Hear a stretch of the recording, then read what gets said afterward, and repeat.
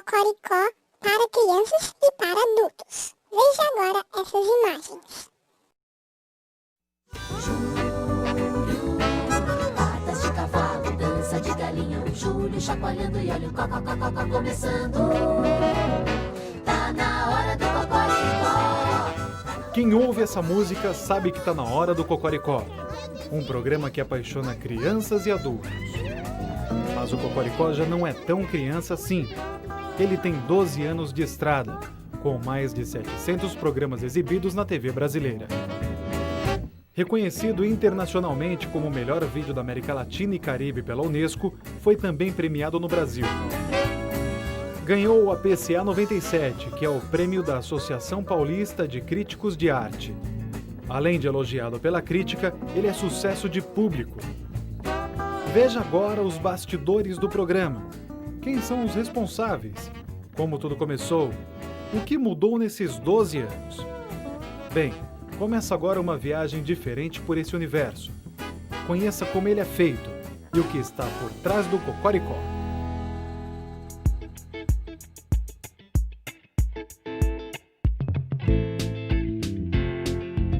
Esta é a entrada da TV Cultura em São Paulo. Desculpe decepcionar alguns fãs mais ardorosos, mas não vamos à Fazenda Cocoricó para fazer esse documentário. Nossa viagem é por um Cocoricó mais real, que mostra estúdios, cenários, bonecos de espuma e o mais importante dentre todas essas coisas, as pessoas. Pessoas que criaram, escreveram, deram voz, alma, forma, trabalharam para dar vida e fazer com que todos nós sonhássemos em viajar para uma fazenda que não existe, a Fazenda Cocoricó.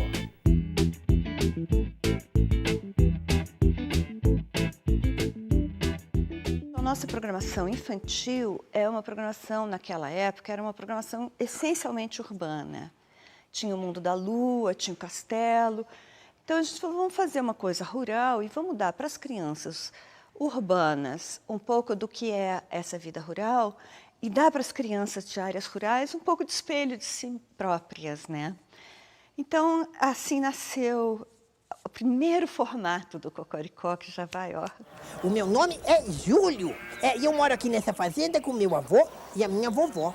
Ei, Júlio! Ah, essa aí é minha turma. O programa era todo blocado, então tinha o que a gente chamava de história central, que em geral estava o Júlio, tinha sempre uma brincadeira ou uma canção que os bonecos ensinavam para as crianças. Enfim, a gente foi fazendo e foi montando. Então, durante um tempo, ele ficou programa de 15 minutos com quadros, embora todos fossem amarrados por um tema central, tipo fogo, escuridão, nascimento de plantinha, e tinha o seu conteúdo também. Até ele chegar nesse formato atual, que é de 15 minutos, uma historinha inteira.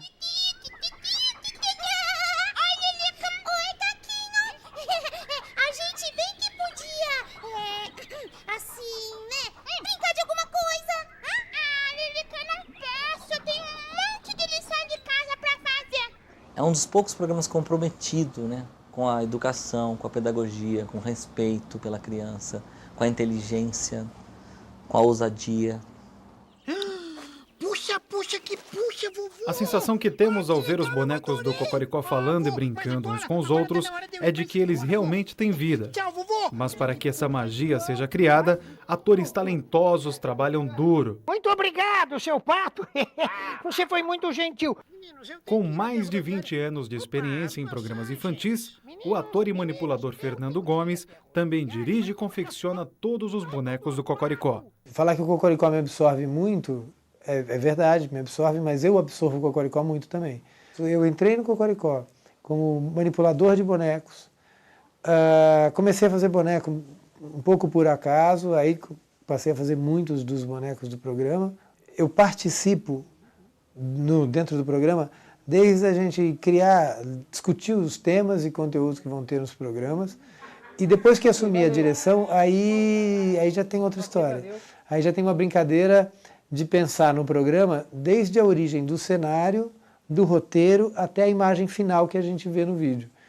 Júlio, o protagonista da série, é uma de suas principais criações. Uma placa de espuma na minha frente, falei, cara, tem que sair o boneco, tem que fazer. Comecei a torcer e saiu uma boca que eu não vou dizer, jamais eu ousaria dizer que eu inventei o formato da boca do Júlio, até muita pretensão. Agora, eu não conhecia boneco daquele jeito até então. Aí comecei a mexer, chegou numa carinha razoável, eu levei na TV Cultura e colou. Ah, puxa. A primeira coisa que eu ia falar é que mico, rapaz. Vamos logo, João. Puxa, primo. Cada boneco é manipulado por até 4 pessoas. E muitas vezes, um único ator interpreta 2 bonecos que dialogam entre si em uma mesma cena. Eu represento a Lilica, que é a galinha cor-de-rosa, que é a menininha, mais novinha, mais serelepe, a que está aprendendo a ler e escrever. É verdade! Faço a Mimosa, que é a mãe de todos, tem mais a característica daquela que cuida de todos, se preocupa com todos. Um beijo da Mimosa, tchau! E tem uma personagem recente, que é a Patavina, que é a malvada, que é aquela que vem colocar um pouquinho de pimenta na história, que traz um pouco a inveja, essas coisas todas que são um pouco difíceis, né? Às vezes da gente ver na TV sendo trabalhado para criança. Eu faço 2 personagens, que é o cavalo Alípio. A vida é fácil para quem não é difícil. E é isso. Entendeu? E o porquinho Astolfo. Eu diria que tem que ficar de olho aberto pra tudo. Quando a gente espirra, deve colocar a mão na frente da boca e do nariz. Assim, ó. Eu acho que eu tenho um pouco dos 2 personagens. E eu acho o Astolfo mais sarcástico. Então, saiu uma coisa molhada do meu nariz. Apesar de ele ser um bebê, ele é um bebê muito esperto, então eu posso usar esse lado. E o Alípio é um cara mais dengoso, mais doce, mais ingênuo, mais bem-humorado. Eu aposto que ela vai agradecer muito. E às vezes as pessoas que me conhecem até falam assim, para de ser o Alípio, hein? Ó, para de ser o Astolfo. Quando eu fui convidado a dirigir o Cocoricó, a primeira coisa que questionaram foi, puxa vida, mas como ele vai dirigir, como é que ele vai dirigir se ele faz o Júlio? Primeira coisa que não me assustou em nada foi o fato de que a gente, como manipulador de bonecos, a gente trabalha, a gente atua olhando um monitor. Eu, como diretor de cena, como marco uma cena com atores, na hora que eles vão gravar, eu sento na frente de um monitor. Ou seja, a situação é a mesma, né? A única diferença é que o ator que está sendo dirigido ali sou eu. O que, para mim, até entre aspas, me torna essa situação mais fácil, porque eu, como diretor, sei o que eu quero do ator Fernando para fazer ali. Aí, cara, acerta aí, meu velho, não tem muito o que errar. Em uma reunião com todas as áreas envolvidas, a produção faz uma leitura dos roteiros e assinala o que é preciso para a gravação de cada programa. Na produção do Cocoricó, nós temos 6 pessoas. Eu fazendo coordenação de produção, mais 3 produtoras, um assistente, um diretor e uma estagiária. A gente faz análise técnica, decupagem de cada roteiro, aí a gente distribui o que a gente vai gravar por semana, né? Grava-se de segunda a sexta, o que a gente vai fazer durante a semana toda, baseada em cenário e elenco. E aí faz uma reunião com figurino, cenografia, efeitos especiais, toda a equipe envolvida, discute-se cena a cena, o Fernando passa o briefing do que ele quer em cada cena. A gente discute adereços que vai precisar, como vai ser usado, muitas vezes determinando, falando, olha, você quer uma panela que vai ferver água? Não, não precisa ferver água porque o plano é assim, assim, assado, mas eu preciso da fumaça. E aí todo mundo vai produzir, tem uma semana para produzir de uma para outra. O ambiente mágico criado pela cenografia pedia que fosse preenchido por histórias igualmente fantásticas. Enquanto o cenário estava sendo construído, uma outra equipe de artistas criava os roteiros e falas dos personagens da Fazenda. As histórias do Cocoricó, quando eu comecei a escrevê-las, foi muito curioso, porque eu tinha feito um curso de roteiro. Eu não era um roteirista profissional e eu ficava procurando histórias em todo canto. Mas eu dava aula para crianças de 4, 5, 6 anos. E eles eram minha grande inspiração. muitas das alegrias, das dores, dos momentos que eu presenciava deles viravam histórias. Cinderelica, vá debulhar o milho e coloque no prato porque eu quero comer com colher. Ai, sim, senhora. A primeira vez que eu vi um roteiro meu no ar, minha família toda estava na sala. Eu sabia exatamente a data que ia passar, estava esperando há dias, mas era o aniversário do Alípio. E tocou a música do programa e começou. E o Alípio começou a falar, e o Júlio, e todos eles. E eles estavam dizendo frases que eu tinha escrito, mas não eram mais minhas, eram deles. E eu tinha conseguido escrever frases que eram o que aqueles bonecos falavam, realmente. Logo em seguida disso eu entendi que eu ouvia a voz deles quando eu escrevia. Não era eu que falava, eram eles. O que aconteceu então? Pessoal, nós acabamos de ganhar um presente! Escrever um roteiro de ficção para o público infantil não é tarefa fácil. Eu percebi que escrever é como academia, é como ginástica. Quando você vai no começo, você sai doído, né? Ai, não tô aguentando e tal. Mas quando você começa a malhar o cérebro, ele vai junto. É impressionante como a mente da gente quer ser estimulada, ela quer ser desenvolvida. Eu escrevi 517 histórias para o Cocoricó. E nunca me faltou inspiração, nunca foi difícil. Assim, eu não tenho mais ideia nenhuma. Mentira, o universo infantil é tão rico, né? A gente tem tanto a falar. A criatividade é um ingrediente básico. Agora, para entreter e educar com responsabilidade, a estrutura do programa dispõe de uma assessoria educacional. Bom, a assessoria educacional recebe os roteiros, faz uma espécie de checagem de conteúdo, de linguagem, da adaptação para a faixa etária. Eu lembro de uma história que eu tinha escrito sobre o Alípio, que ele não se aceitava, ele estava se achando... ele via o super alazão e falava que queria ser o super alazão. E que a Fifi ia gostar dele se ele fosse o super alazão, que era a égua vizinha, né? Era uma história toda bonitinha, bem amarrada. E o Manuel fez um comentário que eu achei precioso. Ele falou, essa história não serve para o Cocoricó. Eu falei, por quê? Ele falou, porque essa coisa de aceitação não é uma coisa de criança, é uma coisa de adolescente. A criança não está nessa busca da aceitação ainda. Eu falei, putz, ele tem toda a razão. Se o conteúdo está acima da faixa etária, a gente sugere, ou a gente faz a observação a respeito da necessidade de diminuir o nível do conteúdo. O Cocoricó, ele tem um conteúdo que a gente chama, que equivale ao conteúdo transversal do ensino fundamental. Então, a gente ensina cidadania, a gente ensina higiene, a gente fala de questões de relacionamento, ciúme, inveja, ficar zangado, tudo isso. E a gente também fala um pouco das questões rurais, fala de fenômenos climáticos como chuva, nascimento de plantas, o desenvolvimento da borboleta, por aí vai. Então, o Cocoricó não é associado ao ensino fundamental do ponto de vista curricular, mesmo porque ele é um programa para pré-escola. Ele é para crianças que ainda não estão alfabetizadas. Eu não quero que o Cocoricó ou qualquer outro programa infantil me substitua na educação do meu filho, mas eu quero que isso complemente. Dias antes das gravações, o setor de figurino começa a confeccionar as roupas que serão usadas pelos bonecos. Fazer figurino de boneco é muito diferente de figurino de humano e dos programas normais que a gente tem aqui. Por quê? Porque é isso aqui que a gente veste. Então, depois que a gente lê o roteiro e pensa em tudo que precisa, e a gente faz a pesquisa de figurino na biblioteca, pega a referência e tudo mais, a gente tem que fazer uma adaptação para o boneco que é pequeno. E esse figurino ele tem que favorecer os planos. Então, assim, se eu quiser colocar algum detalhe para dar alguma especificação, ele tem que ser fechadinho, porque o plano é fechado. Então, assim, essa é a parte difícil de fazer para boneco, né? A parte boa, na verdade, é que a gente pode mexer neles, tal, eles não reclamam. Bom, esse aqui é o pijama do Júlio, ó. Tá vendo? Isso aqui é o cano, né? A gente, em todas as roupas, tem que fazer essa adaptação, que o manipulador, ele coloca o braço aqui, ó.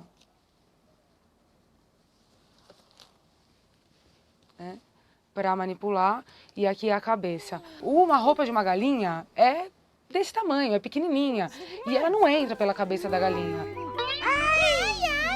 Cuidado para não me machucar. Criar um celeiro para o cavalo, construir ninhos para as galinhas, encher de água a lagoa para o sapo é uma tarefa importante do Departamento de Cenografia e Efeitos Especiais. Fazer cenário para programa com bonecos tem uma série de especificidades. Todo o cenário é suspenso, né? Então o que é considerado o piso para os bonecos está aqui a mais de 1 metro de altura, né?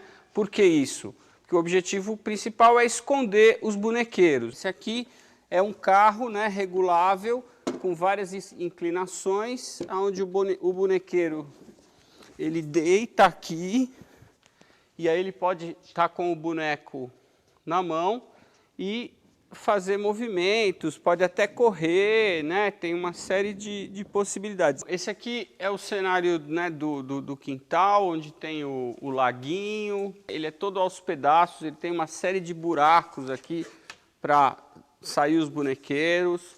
Aqui, por exemplo, o espelho d'água, na verdade, o lago, né? Ele é só um espelho d'água de fibra aqui, né? Então, se o bonequeiro se posicionar aqui, né, e a mão lá para cima, a gente tem lá a manipulação do boneco correndo. Como esse cenário todo fragmentado, só porque ele é fragmentado é que ele permite todas as composições que a gente consegue com o Cocoricó. Tá mesmo, viu, vô? Para o Cocoricó, especificamente, a gente faz mais adereços. É um programa leve, né, com bonecos de espuma, já existe um cenário bem lúdico, então raramente acontece da gente fazer um efeito assim mais elaborado, né? Como um lago, a gente precisou fazer uma adaptação lá com um material específico, fibra de vidro, para suportar o peso da água, então esse tipo de efeito a gente faz bastante. Tinha que ter uma carruagem também para Cinderela, é uma abóbora que se transforma em carruagem. Então foi feito aqui no computador uma carruagem de abóbora aqui. Ela está sendo esculpida em 2 partes assim, porque aqui a gente vai cavar para a Lilica poder entrar dentro dela. Minutos antes de iniciar as gravações do programa, os manipuladores entram no clima com brincadeiras e descontração. Mas todos estão focados em uma só ideia: que o programa fique tão gostoso de assistir quanto ele é de fazer. A gente olha o Cocoricó, ele parece um programa simples e ele é tratado na hora da gente gravar como um programa simples. Ele é muito difícil, ele requer muito cuidado, tudo isso dá muito trabalho. Agora, eu ainda acredito que eu trato o programa e que a gente consegue pôr dentro do programa, dentro do estúdio, uma linguagem simples para o programa. Eu gostava muito de ir para o estúdio para ver os atores fazendo, as gags que eles davam, o ritmo das cenas, para depois escrever com aquela troca. E isso foi uma coisa incrível para mim, essa troca que eu aprendi, que depois quando eu fui escrever novela, era no Cocoricó que eu tinha aprendido essa troca com os atores, de você, no dia a dia, ir trocando com eles. Às vezes o ator coloca um texto diferente, uma frase diferente. E às vezes coloca essa frase de forma errada ou incorreta. A gente está lá às vezes para chamar atenção a respeito disso, ou para mostrar que não é bom, não está certo. O material gravado por si só não diz nada, até que chega na ilha de edição, onde os takes são selecionados e ritmados pelo editor, e a história vai ganhando vida. A gente costuma gravar de 26 roteiros por temporada, depois dá uma paradinha, depois começa de novo, mais 26, e esses 26 costumam durar o tempo de gravação uns 3 meses. Uma vez me ligaram, olha, eu entreguei um roteiro, né, por fax ainda, eu acho que era. E aí a Regina Aranha, a produtora, disse, olha, então esse foi o último, a gente vai parar agora a série, obrigado, tal, né, você tem escrito, tal. Tá bom, então, tchau. Comecei a chorar muito, rolava na sala, assim. O sentimento que dava era assim, mataram meus filhos. Porque eu tinha escrito tanto para eles falarem, né? Tanta coisa, tantos sentimentos eu tinha passado por eles. Primeiro dia de aula da Lilica, né? Os medos do Caco, as bagunças que ele aprontava, tantas coisas que o Júlio tinha passado, né? O Alípio, que nunca foi excluído. É um sentimento de filho mesmo. São filhos. Quem conhece a gaita já sabe quem tá chegando. Quem conhece a gaita já sabe quem tá chegando. Júlio. Uma das coisas que mais atraem as crianças é a música, principalmente se ela for bem composta, com letras inteligentes e alegres. Tá na hora da turma do Júlio. O Júlio na gaita, a bicharada no vocal, fazendo um rock rural. O músico e compositor Helios Skind compõe todas as canções dos programas. Compor tem muito a ver com achar coisas. Não é que você fabrica ideias. Você passa um tempo cantando, mergulhado naquele ambiente ali, fazendo. De repente você esbarra numa ideia. É meio por acidente que as coisas vão sendo encontradas assim. Você tem que estar esperto para quando encontrar, perceber que encontrou, porque às vezes também passa reto aquilo, né? Um dos temas dos programas era falar sobre lendas, e aí a gente pegou a lenda da Yara, da sereia, e aí pintou a ideia de levar um boneco numa externa, pra gente fazer o boneco embaixo d'água mesmo. Eles viraram para mim e perguntaram, vai estragar o boneco? Sou eu que faço os bonecos. Eu falei, se estragar, eu faço outro para casa. Eu faço outro pro clipe. Os caras falaram, vamos fazer. Eu moro num palácio. Que os caras foram com as câmeras para debaixo d'água, para filmar embaixo d'água, uma coisa sem ninguém pedir, sem precisar, é tudo por gosto. Rolou e foi super legal, o resultado ficou bem bacana.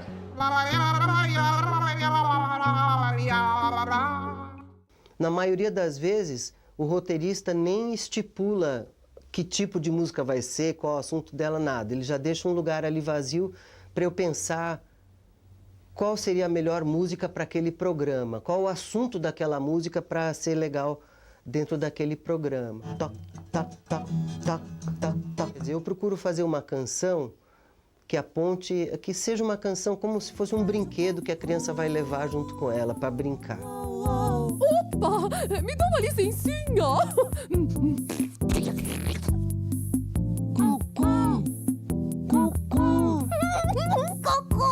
Eu peguei aquele roteiro do Cocô e a gente mandou para o Helios Skind, que é o compositor, e por acaso a menina que escreveu, Silvia, a menina que escreveu o roteiro, tinha feito uma letra do Cocô.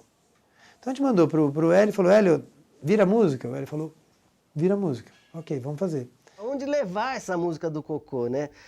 Aí veio essa ideia salvadora do Cocô voltando para a terra, perdendo o cheiro e ser recebido pela Mãe Terra novamente. Aquilo lá, a gente falou, bora, vamos embora que isso daqui já deu certo. Eu ajudo, eu viro adubo. Meu cheiro vai saindo, eu seco e sou feliz. Yeah! Depois de finalizado, o Cocoricó está pronto para ir ao ar.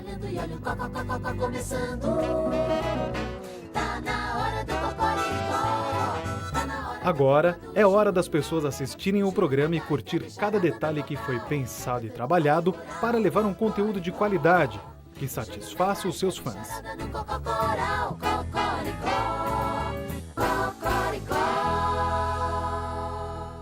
Eu gosto muito do Cocoricó e assisto desde que eu nasci. Eu assisto Cocoricó desde quando eu tinha 2 anos.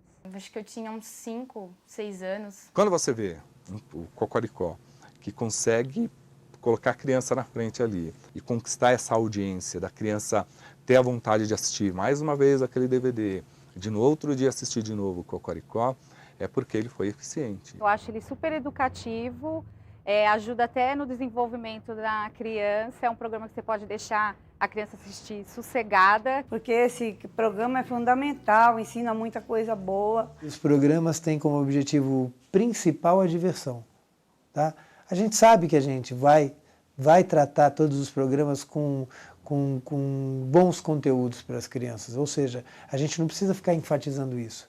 Isso já está intrínseco ali, isso já existe. Os bonecos são lindos, as canções são lindas, o cenário, a luz, A manipulação, tudo é muito bom no Cocoricó e os bebês ficam completamente cativados. Depois, quando você pega crianças um pouco mais velhas, você já tem a história que cativa as crianças. Então, porque os bebês não estão prestando atenção nas palavras, mas no ritmo, no som, na cor. Mas os mais velhos, eles já prestam mesmo atenção na história. Para mim foi muito importante ter assistido Cocoricó, mas na época eu não tomava consciência disso, que eu era pequena, mas hoje em dia eu tomo os conceitos que eu aprendi para a minha vida no cotidiano. O Cocoricó ele tem as características do que ideais para um programa infantil, porque ele consegue ser lúdico. Então a criança ela assiste sem ter aquele compromisso do, olha, senta que agora eu vou passar instruções para você, a sua escola vai continuar, eu vou passar noções de cidadania, de moral. Não tem essa coisa chata de que está começando aqui um programa educativo, não. Ele tem a coisa lúdica, tem a fazenda, tem os bichinhos. Alguns programas infantis para pré-escola são ingênuos, mas também são meio bobocas. E o Cocoricó consegue ser ingênuo, delicado e ter também uma complexidade. Então, ele pega uma faixa etária que é bem grande. Amigos do peito. Eu aprendi num episódio que canta uma música Amigos do Peito, que o seu amigo de verdade é sempre o amigo que está com você em tudo. Eu sou seu, você é meu amigo, então toca aqui comigo. Crianças que veem o Cocoricó,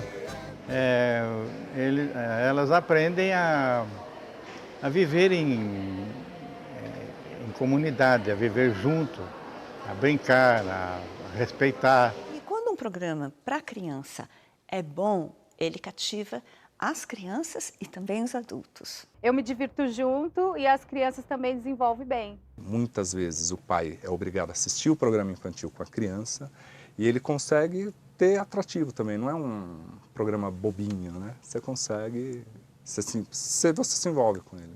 Quando ela está assistindo o Cocoricó, eu fico feliz quando ela aprende da forma que ensina algumas coisas. Me ensinou a reciclar o lixo, que dormir no escuro não precisa ter medo. E se nessa hora acordasse o monstro da palha querendo me assustar? O envolvimento que a equipe mostra ter pelo programa ajuda ele no reconhecimento do público. Dá um abraço, dá um abraço. Tem um amor daquela equipe que eu nunca vi em nenhum outro programa que eu já fui escrever, em nenhuma emissora. Cada um veio com uma história de vida, cada um veio com uma experiência, com uma vontade, pessoas tão diferentes, tão distintas e de repente, por um destino que ninguém sabe qual, as pessoas se reúnem e estão há 13 anos juntas, trabalhando. O programa é feito com muito amor, de todos os envolvidos, e não é só elenco, não. A gente vê, contra a regra do programa, são pessoas que trabalham muito. Depois desse passeio por trás do Cocoricó, você nunca mais vai olhar esses nomes só como um monte de letrinhas, certo? Afinal, são muitas pessoas, muita dedicação e muito profissionalismo para fazer esse sucesso chamado Cocoricó. Cocoricó é hora de sonhar.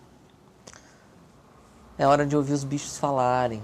Para mim, eles têm vida, sabe? É muito interessante, dá pra gente se divertir. O Cocoricó é esse quintal onde parece que nasce planta sozinho, assim, nasce fruta. Então é uma maravilha, é um trabalho... Eu sinto que eu tenho um tesouro, uma arca do tesouro lá dentro do Cocoricó, né? Ele conquista a criança pelo lúdico, pelo colorido, pelo fantasioso. Né? E aí, sem querer, ela aprendeu um monte de coisa. Se ele contribuir dessa forma para esclarecer para a criança, isso é uma coisa que emociona muita gente. Cocoricó é o mundo que eu gostaria de ver aí fora. Eu gosto do Júlio por causa que ele é o mais engraçado que tem. Olha, que legal que você gosta do meu programa. Que legal mesmo que você gosta do meu programa. Agora, de vez em quando, desliga a televisão e vai brincar. E aí, você conhece o Rio São Francisco? O Globo Repórter traz as notícias sobre Rio São Francisco. Ah, se as montanhas de Minas pudessem falar. Talvez revelassem um segredo, algo que a gente ainda não leu nos livros de escola. O rio mais amado do Brasil é um filho de muitas mães. Dentro dessas catedrais de pedra brotam as águas que atravessam 5 estados do Brasil e transformam milhões de vidas. Essa é a grande queda do São Francisco. Aqui, o rio ganha força para percorrer os mais de 2.800 quilômetros. E a gente tem que pensar que o rio não é só o curso d'água por onde ele vai, é toda a bacia, né? E essa cachoeira aqui, ela representa a vida, é água emanando da serra o tempo todo. Uma maravilha, né? É uma maravilha. Estamos na mitológica Serra da Canastra em busca da primeira gota. Um caminho de muitas surpresas. Partimos para a nascente histórica. Quem nos conduz é Zé Maria, homem acostumado com essas estradas perigosas, cheias de buracos. O carro dele não tem tração nas 4 rodas, mas enfrenta bem o caminho. Como diz o dono, mais parece um trem mineiro vencendo a montanha.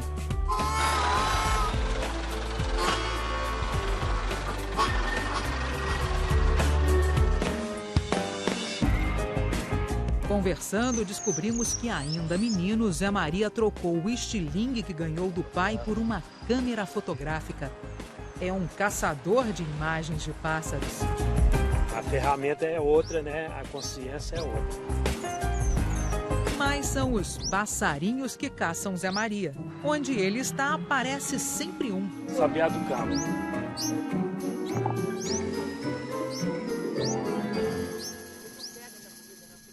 Na entrevista... Tem um aqui na nossa cabeça. Na cabeça de São Francisco, é lá. Esse é o sabiá. A nascente histórica é um lugar de devoção. Devoção a São Francisco, que sempre deu esperança aos ribeirinhos. E devoção ao rio, que durante séculos vem matando a sede de mineiros, baianos, pernambucanos. Vocês vieram de onde? De Rondônia. Vieram longe, hein? Longe. Qual a sensação de estar aqui na nascente do Velho Chico? Pra gente é muita satisfação, né? Porque a gente já veio aqui há muitos anos atrás e tá revendo onde a família do meu pai viveu, né? Então pra gente é bem emocionante. Batizar a nova geração na nascente é um costume por aqui.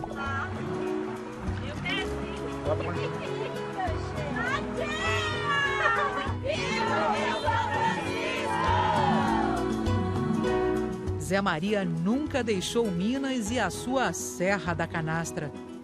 O pai veio atrás dos diamantes, a promessa de riqueza no fim do arco-íris. O senhor lembra do seu pai garimpando? Lembro. Do garimpo eu lembro dele tirar o cascalho, né? Inclusive até eu ajudei ele lá. Nessa época eu tirei um pouco de cascalho para a gente lavar lá no rio. No início do século XX, o São Francisco atraiu homens que tinham sede de enriquecer.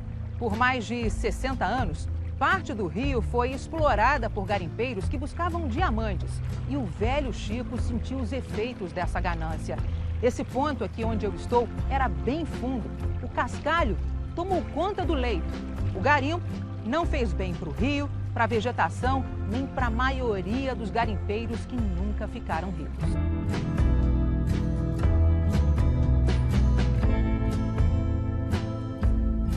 Seu Tião garimpou quase a vida toda na beira do São Francisco. Ele nos mostra o único diamante que guardou. Dessa forma, com essa relíquia nas mãos, conta aos netos e bisnetos tudo o que passou no rio. Assim a história não morre. O senhor é devoto de São Francisco? Sou devoto de São Francisco. E o que o senhor costumava pedir para ele? Pedir para me ajudar. Me dar um diamante grande, né? Não ficar forgado, nunca deu. Mas...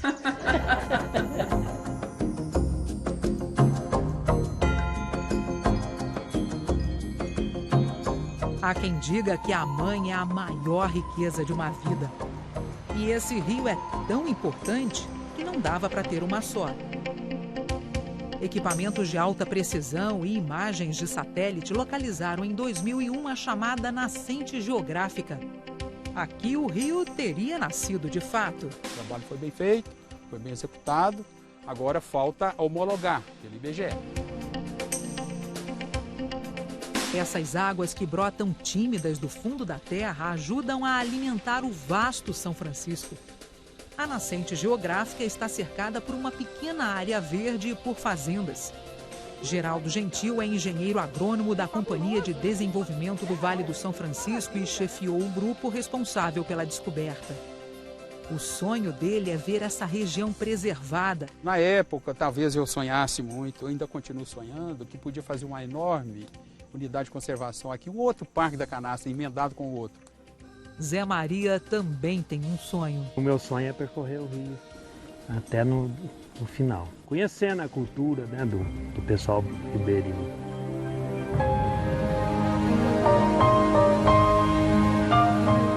É um rio que transporta sonhos, esperança e fé. O santo que deu nome para ele só pode estar zelando por essas águas. Os oratórios espalhados pelas margens provam a imensa religiosidade do povo ribeirinho. Estamos numa das paisagens mais exuberantes do interior do Brasil, no cânion do Rio São Francisco, uma obra que a natureza levou milhões de anos para construir. Aqui, em pleno sertão, uma fenda gigantesca rasga a terra seca ao longo de 65 quilômetros. E diante dessa imensidão, a gente se sente pequenininho. Os paredões imponentes chegam a mais de 70 metros de altura. Uma aquarela de tons avermelhados, tingidos pela passagem dos séculos. Uma combinação perfeita com o verde esmeralda que colore o rio. Algumas formações rochosas brincam com a nossa imaginação. Esta é a Pedra do Gavião.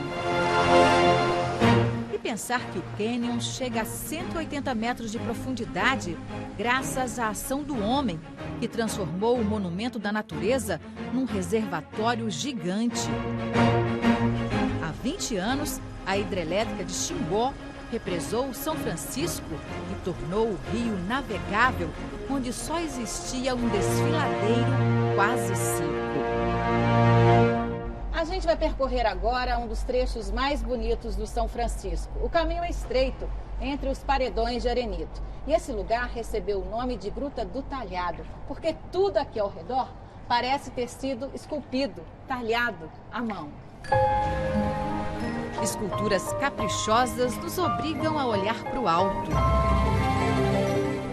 A gente passa tão pertinho das rochas que dá até para tocar. Em alguns locais, a gente tem que se abaixar um pouquinho para poder navegar.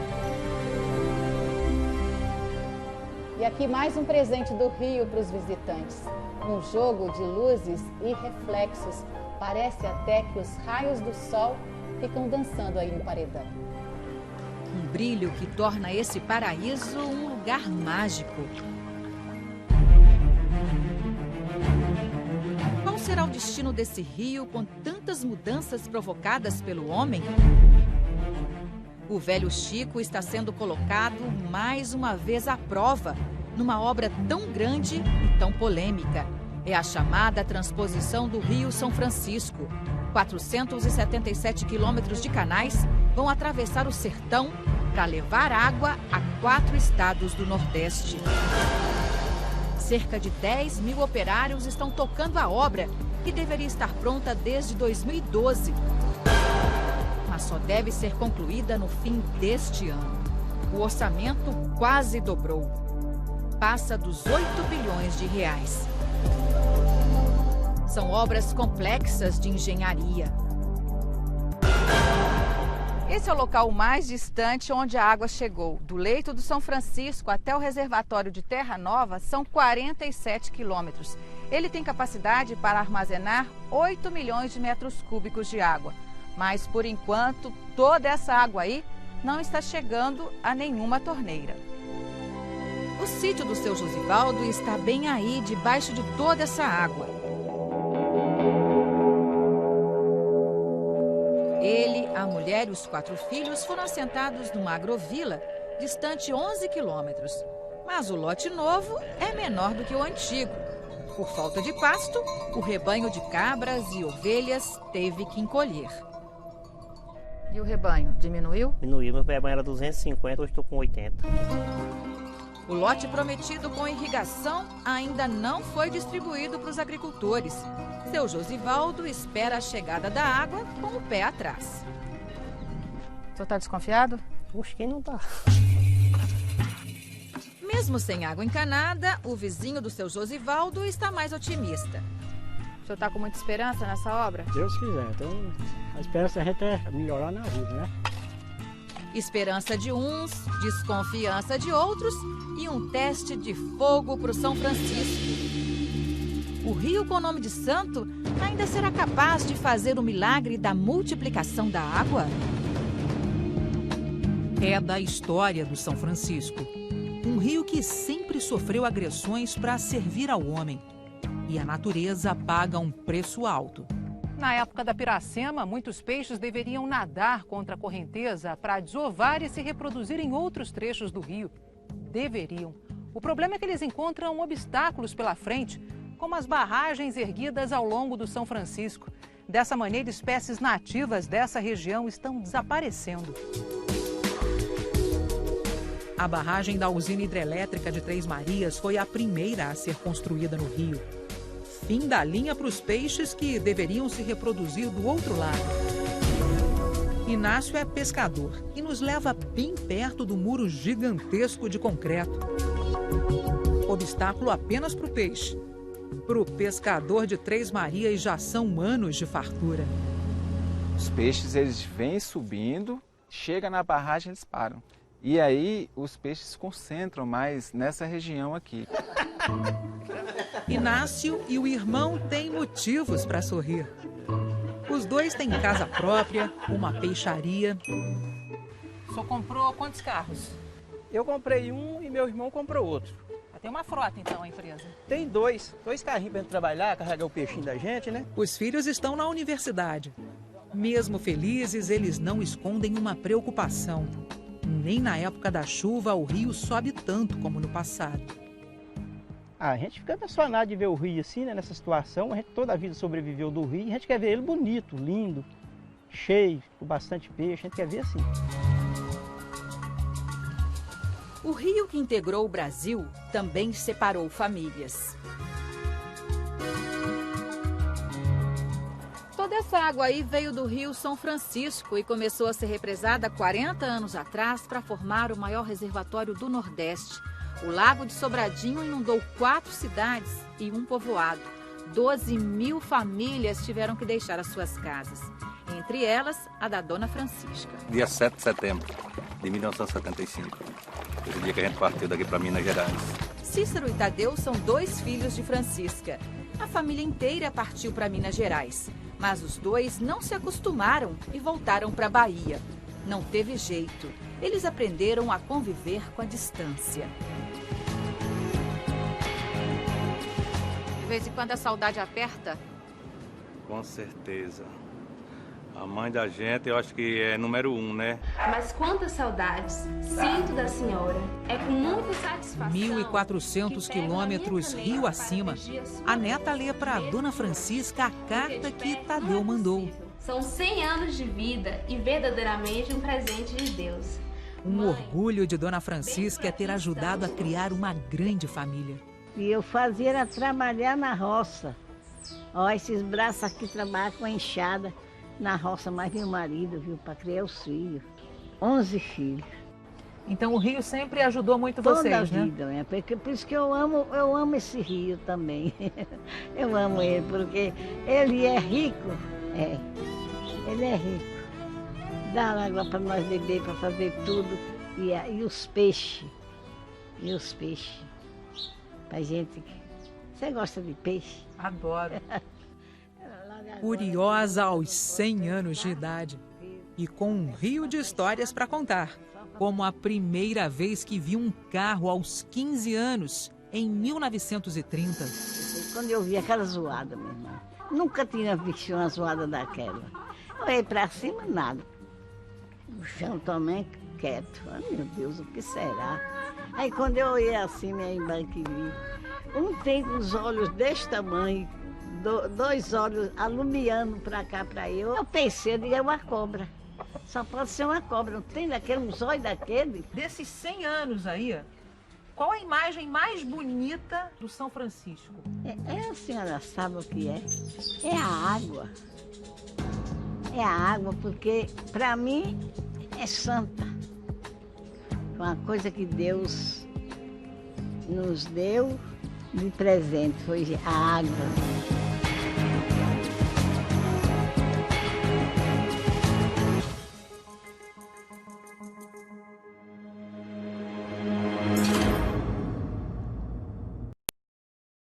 Para encerrar nosso Globo Repórter, você vai conhecer a história do Brasil.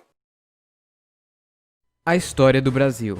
A história do Brasil começa há muito tempo atrás, quando os primeiros humanos chegaram ao continente americano, por aqui ou por aqui, e acabaram se dividindo em vários grupos. Antes da chegada dos portugueses, o território do Brasil era habitado por diferentes tribos indígenas. Então, em 1500, Pedro Álvares Cabral chega ao Brasil e chama o local de Ilha de Vera Cruz. Porém, depois de algum tempo, passa a chamar o local de Terra de Santa Cruz. No entanto, algumas pessoas podem dizer que ele não foi o primeiro. Pedro Álvares Cabral e sua tripulação chegaram onde hoje é a cidade de Porto Seguro e já notaram os habitantes do local, que eles chamaram de índios, e já foram catequizando e fazendo negócio com eles. Neste tempo, a única coisa que os portugueses levavam do Brasil era o famoso pau-brasil, que era muito apreciado na Europa. Apesar de ter descoberto o Brasil em 1500, os portugueses começaram a colonizar, ou seja, viver e se mudar para o Brasil somente em 1530. Alguns anos antes, Portugal e Espanha queriam dividir algumas terras. Ah, tipo um pequeno território dos países? Não, o mundo inteiro. Então fizeram um tratado. Na América, isso foi crucial para as fronteiras atuais. O Brasil acabou sendo dividido nas capitanias hereditárias, mas isso não funcionou muito bem, então veio o Estado do Brasil e posteriormente também o Estado do Maranhão. Nesta época perceberam que o Brasil era muito bom para a plantação da cana-de-açúcar, porém alguém precisava trabalhar nas plantações. Então começa a vir os primeiros africanos para serem escravos e trabalharem nos campos de açúcar. Durante o século XVI, os franceses tentaram pegar o rio. Aconteceu algumas revoltas dos índios contra os portugueses e alguns desentendimentos entre Portugal e Espanha. Em 1580, Portugal e Espanha acabam formando a União Ibérica, pois o rei de Portugal havia morrido e o mais próximo da linha de sucessão era o rei da Espanha, e isso foi até 1640. Isso meio que anulava o Tratado de Tordesilhas. Então os portugueses começaram a se expandir para o oeste. E quem participou dessa expansão? Os bandeirantes, que foram fazer uma expedição em busca de minérios e escravos. Os holandeses invadiram o Nordeste e ficaram lá por um tempo. Depois foram expulsos pelos portugueses, que já haviam se separado da Espanha. E isso gera a crise do açúcar, já que os holandeses pegaram o conhecimento e o aplicou em outro lugar. Porém, no final do século XVII acabam sendo descobertos ouro na região de Minas Gerais. E começa assim o ciclo do ouro. Durante o século XVII, os franceses tentaram invadir São Luís, no Maranhão, mais revoltas dos índios e de outras pessoas da população, e vários outros acontecimentos. Com a descoberta de ouro em Minas Gerais, a região começou a atrair pessoas de todas as partes, e logo se tornou a capitania mais populosa. Minas Gerais tinha muito ouro, e a coroa portuguesa queria seus 20%, ou então era a derrama. E isso deixou muitos mineiros revoltados. Acontece assim a Inconfidência Mineira. Portugal não gostou nada dessas pessoas conspirando contra ele e declara lesa majestade, ou traição do rei. O único condenado à morte foi um cara chamado Tiradentes. O século XVIII foi muito agitado no Brasil, várias revoltas, conspirações, desentendimentos com os índios, sabe? De sempre. Ah, o século XIX. O comecinho do século no Brasil foi marcado por mais conspiração e a invasão da Guiana Francesa. Porém, na Europa as coisas estavam interessantes. Em uma tentativa de enfraquecer a Inglaterra, Napoleão Bonaparte declara bloqueio continental em toda a Europa. ninguém deveria fazer negócios com os britânicos. Portugal, no entanto, como tinha uma boa relação com o Reino Unido, fala: "E se eu não quiser?" Então Napoleão invade Portugal. Com isso, a família real portuguesa se move para o Brasil. Mas não só eles, vieram cerca de 15 mil pessoas de Portugal para o Brasil nesta época. Com isso, o príncipe assinou um decreto que liberava o porto brasileiro para fazer negócio com outros países. Assim, ele poderia continuar ajudando os britânicos. Além das pessoas, várias outras coisas valiosas vieram para o Brasil, como um acervo de livros da Biblioteca de Lisboa e várias outras coisas de valor. A vinda da família real mudou o rosto do país, principalmente do Rio de Janeiro. Várias lojas, teatros e joalherias e várias outras coisas foram abertas ali. A arquitetura começou a seguir um padrão mais europeu e várias outras coisas foram criadas, como a Academia da Marinha, Academia Militar, Laboratório de Química, etc. Com a derrota de Napoleão veio o Congresso de Viena, feito para restaurar a ordem na Europa. Porém, Portugal estava em uma situação irregular. Seus comandantes não estavam em Lisboa. Dom João VI e seus súditos não estavam querendo voltar para Portugal tão cedo, já que haviam se instalado e investido muito aqui no Brasil. Então, para resolver a situação, ele eleva o Brasil para reino. No caso, o Reino Unido de Portugal, Brasil e Algarves. Porém, isso não deixou os portugueses muito satisfeitos. Enquanto isso, o Brasil anexa a Cisplatina e acontece a Revolução Pernambucana, onde Pernambuco pretendia se tornar uma república. Porém, Dom João VI deu um jeito neles. Acontece a Revolução Liberal na Bahia e no Pará, e a Bahia também tenta ser independente. Os portugueses não estavam nada satisfeitos com seus líderes aqui no Brasil, e exigem a volta do rei para Portugal. Eles também queriam que o Brasil voltasse a ser uma colônia de Portugal, porém os brasileiros não gostaram nada disso. Então, para evitar um conflito, o rei volta para Portugal e deixa seu filho, o príncipe Pedro de Alcântara, aqui no Brasil. Porém, mais tarde, os portugueses exigem a volta de Pedro também. Então acontece o Dia do Fico, onde Pedro de Alcântara falou que iria ficar aqui no Brasil. Mais tarde, quando Pedro estava resolvendo alguns problemas na província de São Paulo, ele é avisado que estavam querendo tirar a autonomia brasileira. Então ali mesmo ele grita independência ou morte, às margens do rio Ipiranga. Meses depois, o Brasil seria oficialmente independente.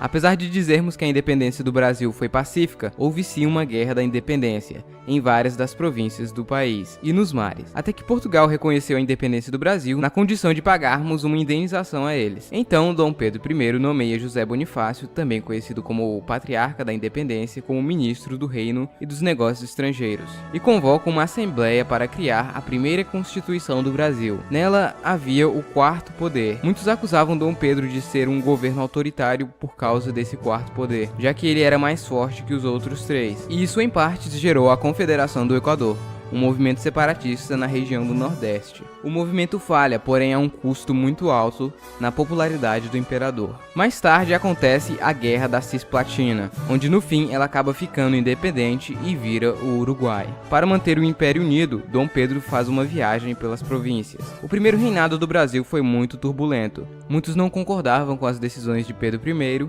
ele ainda piorou a situação com algumas decisões impopulares, aconteceram revoltas e muito mais. Além disso, as coisas não estavam muito boas em Portugal. Então Pedro I acaba abdicando ao trono e volta para Portugal, deixando seu filho Dom Pedro II, de apenas 5 anos, como imperador do Brasil. Mas obviamente Pedro II não poderia governar ainda. Então nesta época o Brasil é governado por várias regências. Durante o período de regência, mais revoluções e movimentos surgem, além da Guerra dos Farrapos, que acabou gerando a República Rio-Grandense e a República Juliana. Essa última não durou muito, já a Rio-Grandense só voltou a ser parte do Brasil quase 10 anos depois, em 1845. Em 1840, Dom Pedro se torna o imperador do Brasil. Neste período, o café já era o principal produto produzido no Brasil. Sua economia se estabilizou e cresceu bastante. Durante esse período foram criadas também grandes linhas ferroviárias e, como é de costume, aconteceu várias coisas. Porém, a mais marcante delas foi a Guerra do Paraguai, que foi o maior conflito armado da América do Sul. E depois de mais de 5 anos de guerra, o Brasil e seus aliados acabam ganhando. Porém, essa guerra deixou o Brasil em uma situação não muito boa. O exército se sentia desprezado pelo Império. Além disso, perto do fim do Império, foi assinado a Lei Áurea, lei essa que liberava os escravos. Porém, muitos donos de escravos não ficaram muito felizes com isso. Eles queriam ser indenizados pelo governo e ficaram contra o Império também. Com o fim da escravidão, começou também um período de grande imigração para o Brasil. já que o Brasil precisava de trabalhadores. Em 1889 acontece o golpe de Estado que deu fim ao Império e início à República do Brasil, ato também conhecido como Proclamação da República. Essa foi nossa primeira bandeira republicana, bem original por sinal. Porém, ela foi usada por apenas 4 dias, até ser substituída pela versão que conhecemos. O período republicano é dividido em basicamente 5. República Velha. Os primeiros anos da República foram bem instáveis. O Brasil passou de Império do Brasil para Estados Unidos do Brasil, e sem muito apoio popular, houve alguns conflitos. Os primeiros anos foram de um governo militar até virar uma democracia. Acontece a Revolução Acreana, onde o Acre declara a independência da Bolívia e se junta ao Brasil, além de outros conflitos. O Brasil também fez uma pequena participação na Primeira Guerra Mundial. A época entre 1889 e 1930 foi conhecido como política do café com leite. Os presidentes eleitos ficavam mudando entre paulistas e mineiros. Até que nas eleições de 30 acabou sendo Getúlio Vargas versus Júlio Prestes. E quem ganhou? Ah, essa eu sei, foi o Getúlio Vargas, claro. Não, na verdade foi o Júlio Prestes. Porém, na Revolução de 30, acabaram tirando o presidente Washington do poder e mais um golpe de Estado, Júlio Prestes nem chegou ao poder e quem foi colocado para ser o presidente foi Getúlio Vargas, dando assim fim na República Velha e início à Era Vargas, que duraria 15 anos. Lembrando que apesar de ter ficado no poder por 15 anos, ele só é considerado um ditador a partir de 1937.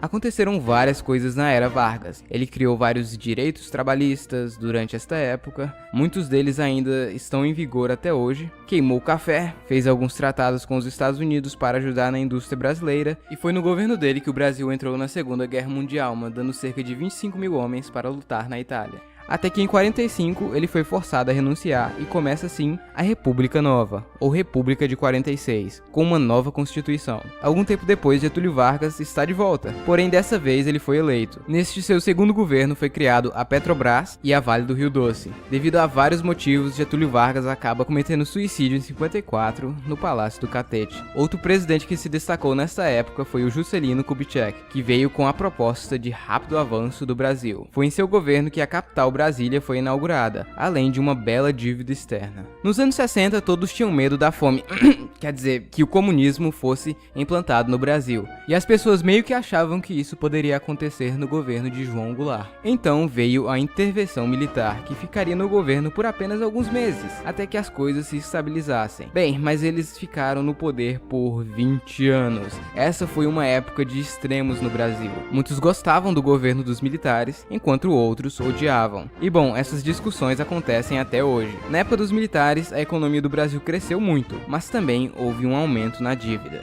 Depois de muito tempo, os militares foram aos poucos devolvendo o poder, e o Brasil voltou novamente a ser uma democracia. Então temos a Nova República, que vai de 1985 até os dias atuais. Foi elaborada uma nova Constituição, conhecida como Constituição de 88, e desde então o Brasil teve mais um monte de presidentes, 2 impeachments, escândalos, manifestações, o de sempre. Hoje, o Brasil é a 9ª economia mundial em PIB bruto, logo à frente do Canadá e atrás da Itália. Porém, considerando que o Brasil tem mais ou menos 210 milhões de pessoas, esses números são desanimadores. Em PIB per capita, estamos na posição 68. E sim, o PIB do Brasil teve uma queda gigantesca nos últimos anos. Infelizmente. Bom pessoal, então é isso, espero que vocês tenham gostado. Não saia do vídeo agora, calma aí. Como vocês sabem, o meu canal é mais focado em geografia e história. No caso das histórias, eu gosto de contá-las de forma resumida, rápida, simples e engraçada, para chamar a atenção do maior número de pessoas possível, e assim talvez fazê-las se interessar mais pelo assunto e buscar saber mais por elas mesmas, assim como foi neste vídeo. Obviamente você não vai sair daqui sabendo tudo sobre a história do Brasil, então para quem quiser ter um entendimento maior sobre o Brasil e entender o porquê ele está assim hoje, o Brasil Paralelo está produzindo A Última Cruzada, uma série de 5 episódios focados na história do Brasil, onde terá a participação de vários historiadores e filósofos respeitados. A série conta com 5 episódios gratuitos, assim como aconteceu no ano passado, e o conteúdo extra, que são horas e horas de entrevistas exclusivas que com certeza mudarão o jeito que vocês enxergam o Brasil. Essas entrevistas são pagas, porém valem muito a pena pelo conteúdo delas. Então para quem tiver interessado, eu deixarei o link na descrição do vídeo.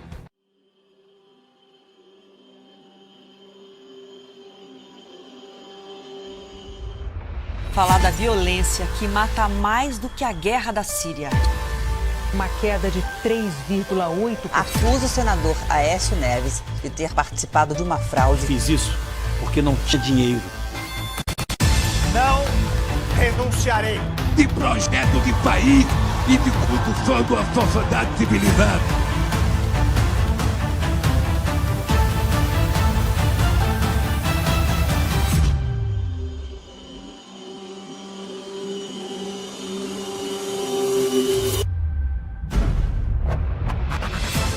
A gente se perdeu realmente na história.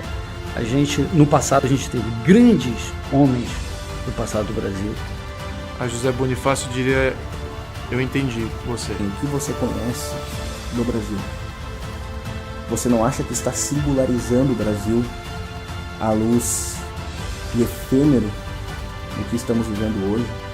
O Brasil está assim, mas o Brasil não é assim.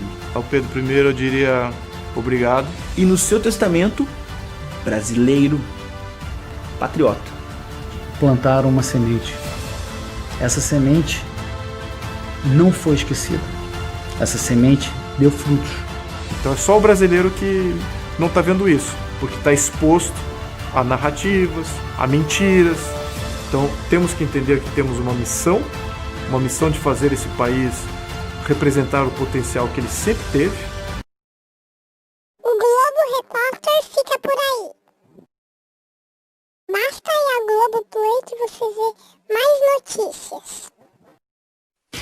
Ótima noite pra você e até a próxima sexta e fique em casa.